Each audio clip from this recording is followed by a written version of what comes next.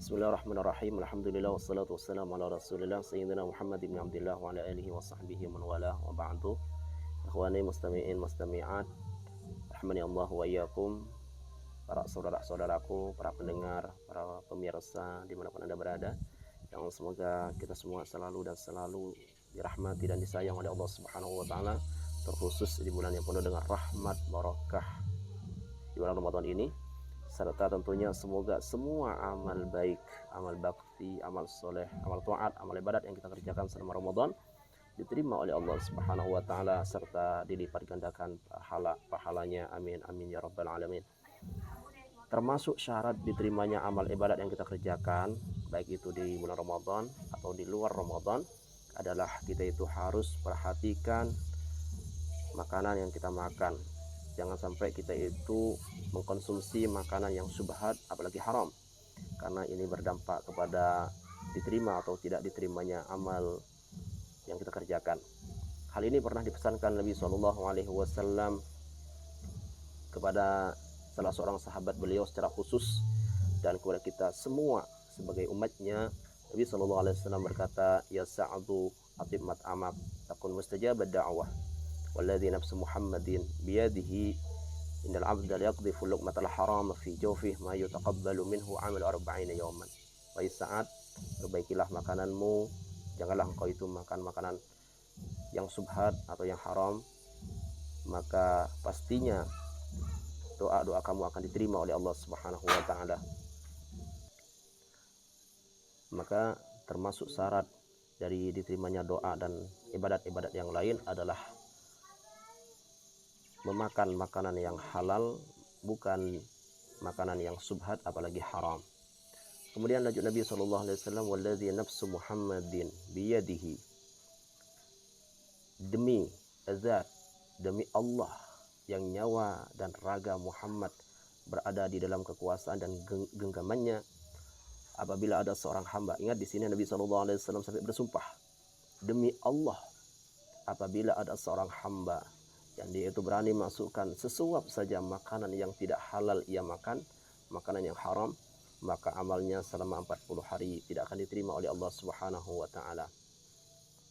Maka teman-teman sekalian, ayo kita jaga betul, kita ingatkan diri kita sendiri, keluarga kita, jangan sampai mengkonsumsi makanan yang subhat apalagi haram, terutama di bulan yang penuh dengan kemuliaan ini, penuh dengan obrolan pahala dari Allah Subhanahu wa taala. Jangan kita sia-siakan amalan yang kita kerjakan. Kita sudah capek-capek ibadah kepada Allah Subhanahu wa taala.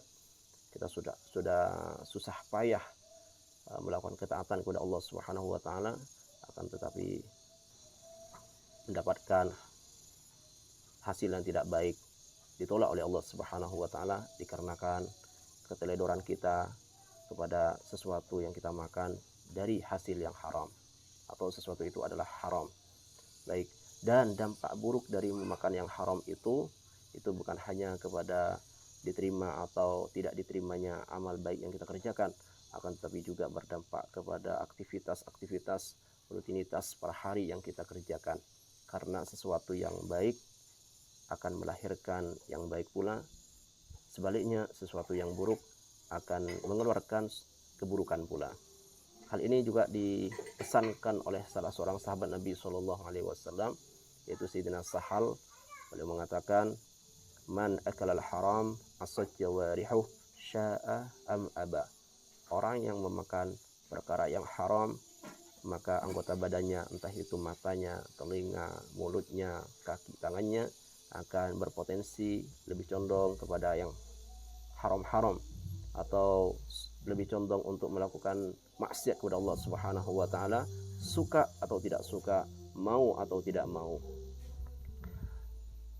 Dan menjaga makanan yang halal ini serta mengkonsumsi yang halal-halal ini termasuk juga kesempurnaan puasa yang kita kerjakan. Jadi termasuk kesempurnaan puasa itu sendiri adalah kita itu harus berbuka dan bersahur dengan yang halal-halal. Dan yang dimaksud halal di sini, sebagaimana penjelasan dari para alim ulama, bahwa yang ditekankan dan dianjurkan serta diwajibkan kepada umatnya kaum muslimin muslimat Jadi maksud halal di sini adalah halal yang sifatnya itu suri. Para ahli ulama itu mengklasifikasi atau membagi halal itu menjadi dua. Ada halal suri, ada halal sorfi. Halal sorfi itu adalah halal yang levelnya itu level tinggi. Halal sorfi adalah sesuatu yang murni halal, adalah 100% halal. Dan ini seperti air hujan yang turun dari atas langit, kemudian tanpa proses apapun kita ambil melalui telapak tangan kita sendiri, kemudian kita minum.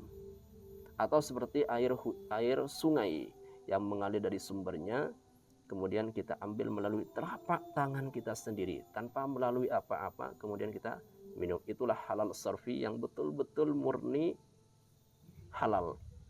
Selain itu adalah halal suri atau bisa syubhat.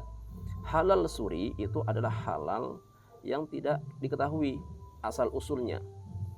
Halal suri itu seperti adalah kita membeli misalkan daging ayam yang sudah mati, atau membeli daging ayam yang sudah beres. Kita ambil beresnya. Seperti kita itu membeli daging ayam di pasar misalkan, yang kita itu nggak tahu siapa yang menyembelih, bagaimana penyembelihannya. Akan tetapi hati kita itu tenang, hati kita tidak was-was, hati kita itu nggak ragu-ragu. Maka ini termasuk halal. Halal suri itu namanya. Syariat menganggap halal. Apabila hati kita itu tidak tenang, was-was, misalkan datang ke pasar beli daging ayam, hati kita nggak tenang, was-was, ragu-ragu, halal apa haram, maka ini termasuk syubhat yang harus kita jauhi. Demikian teman-teman sekalian, semoga hal ini bisa bermanfaat. Ayo kita ingatkan diri kita sendiri, jaga diri kita sendiri, keluarga kita, sanak famili kita, jangan sampai mengkonsumsi yang syubhat apalagi yang haram, demi meraih kemuliaan di sisi Allah Subhanahu wa taala, apalagi di bulan Ramadan ini. Wassallallahu ala sayyidina Muhammad wa ala alihi wasallam. Alhamdulillahirabbil alamin.